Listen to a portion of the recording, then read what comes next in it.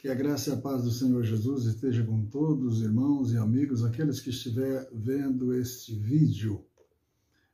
Estou aqui neste momento com o propósito de fazer este vídeo, a fim de transmitir para os irmãos algumas coisas importantes concernentes ao reino de Deus e também sobre o nosso testemunho no mundo. E eu quero tomar como texto básico a palavra do Senhor Jesus, que está no Evangelho de Mateus, o Evangelho de Mateus está no capítulo 13, versículo 41. A palavra nos diz assim: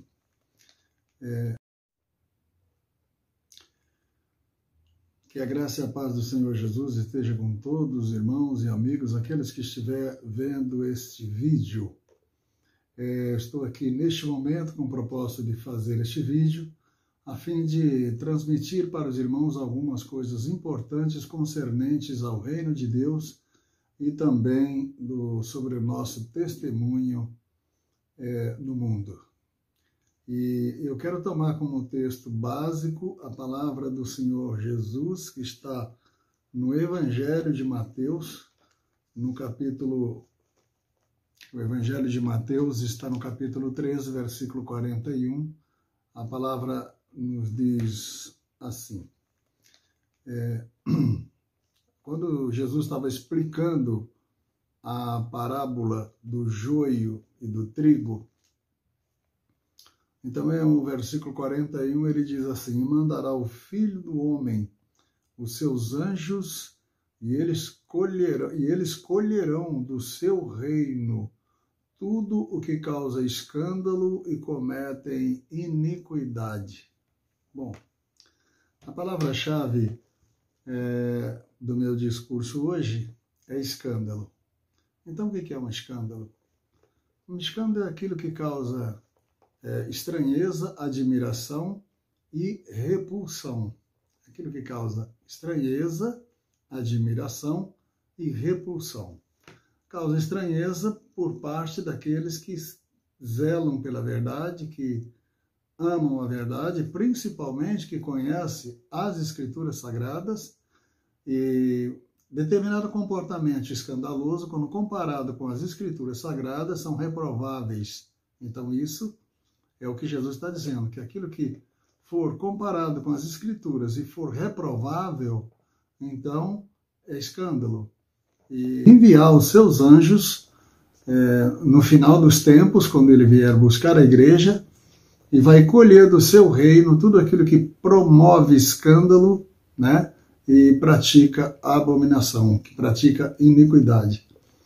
Então, eu quero falar aqui sobre o assunto que eu quero abordar.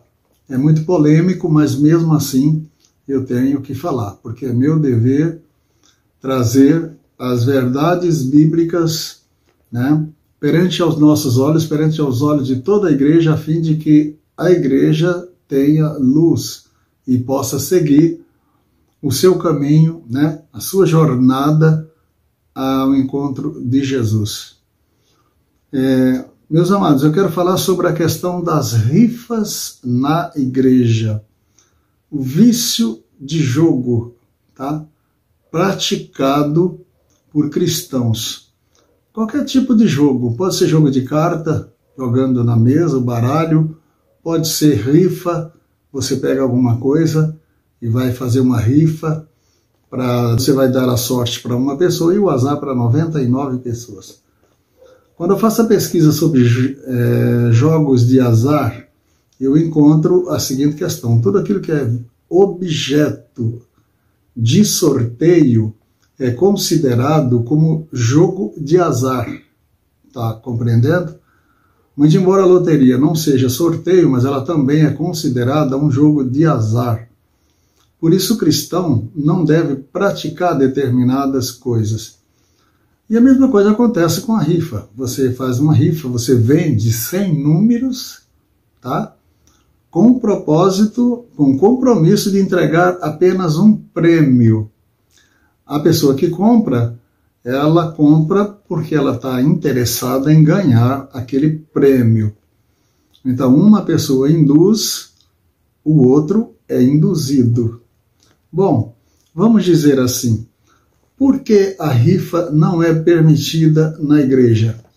Porque ela é a porta de entrada para outros tipos de vícios, tá entendendo? Então não estou falando daqueles vícios ou do jogo que você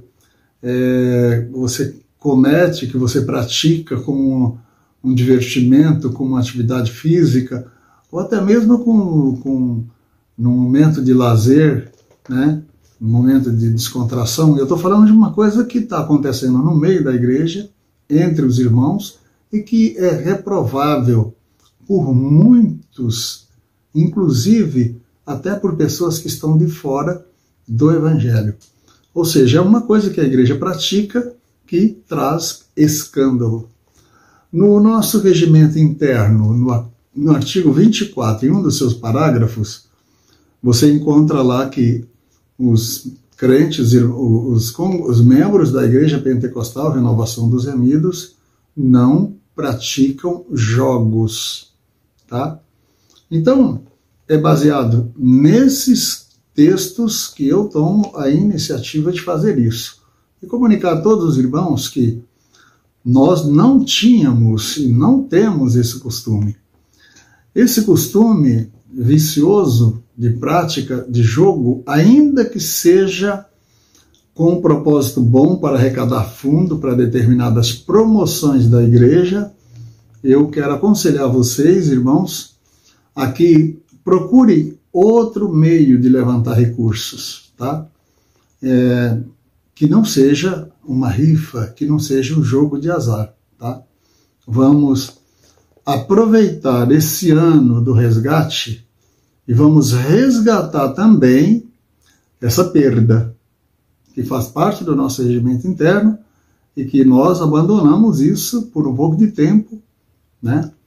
A palavra de Deus diz que o joias foi semeado na seara porque os homens dormiram. E que homens são esses que dormiram? Somos nós, os pastores. Tá? Eu assumo a minha parte. Nós, os pastores, dormimos e não ensinamos a igreja adequadamente. Estamos fazendo vista grossa a determinados pecados grosseiros, tá? Hábitos pecaminosos, viciosos, e com isso a igreja de Deus vai se enchendo de joio e o povo vai caindo da graça para uma vida normal no mundo. Então nós vamos resgatar isso, irmãos. Nós não vamos mais praticar esse tipo de vício na igreja, porque Deus não se agrada dessas coisas, tá? E você quer saber se é uma coisa que está certo ou errado? Tome como exemplo, por exemplo. Já que o vício é algo que a pessoa que pratica o vício, ele tem necessidade de repetir para se satisfazer, então trata-se de uma prisão espiritual, trata-se de um hábito corporal que pode se transformar numa prisão espiritual, porque a pessoa pode entrar por esse caminho e não encontrar mais a porta de retorno para a liberdade. Então nós vamos trazer isso, tá? A memória. Veja que Jó diz lá no livro de Jó, está escrito assim, capítulo 11, versículo 11, está escrito assim: porque Deus conhece o homem vão, Deus vê o homem vão, né? Vê o vício, e por ele estar vendo o vício no homem vão, no homem inútil, ele não vai levar isso em consideração? Com certeza que vai. Pode ter certeza que ele vai levar isso em consideração. Na segunda carta que Paulo escreve aos Coríntios, no capítulo 6, no versículo 3, Paulo está dizendo assim para a igreja. Vamos contextualizar. No versículo 1 em seguida ele diz assim: e nós, cooperando também com ele quem? O Senhor. Vos exortamos a que não recebais a graça de Deus em vão, porque diz: ouviste em tempo aceitável e socorriste no dia da salvação. Eis aqui agora o tempo aceitável e eis aqui agora o dia da salvação. Não dando nós escândalo em coisa alguma, para que o nosso ministério não seja censurado. Então, quando acontece alguma coisa que é motivo de escândalo, o nosso ministério, tá? Nosso ministério apostólico, né, é censurado por um comportamento reprovável, tá? E eu estou fazendo isso porque eu já fui abordado por várias pessoas, vários irmãos zelosos, que são cuidadosos com a obra de Deus, que estão se lembrando que isso não era costume nosso. E realmente não é nosso costume. Então é meu dever, né, como servo de Deus, como ministro do Evangelho, pastor desta casa, cuidar desse povo que Deus comprou com o sangue do seu Filho amado derramado lá na cruz do Calvário. E aqui eu tenho outro texto também na carta aos Filipenses, né, onde Paulo diz assim, no capítulo 4, versículo 8, Paulo diz assim: quanto ao mais, irmãos, tudo que for verdadeiro, tudo que é honesto, tudo que é justo, tudo que é puro, tudo que é amável, tudo que é de boa fama, se há alguma virtude e se há algum louvor, nisso pensai. Está vendo as palavras do grande apóstolo Paulo, servo do Senhor, os ensinamentos em que ele está dizendo, tá? Tudo que é honesto.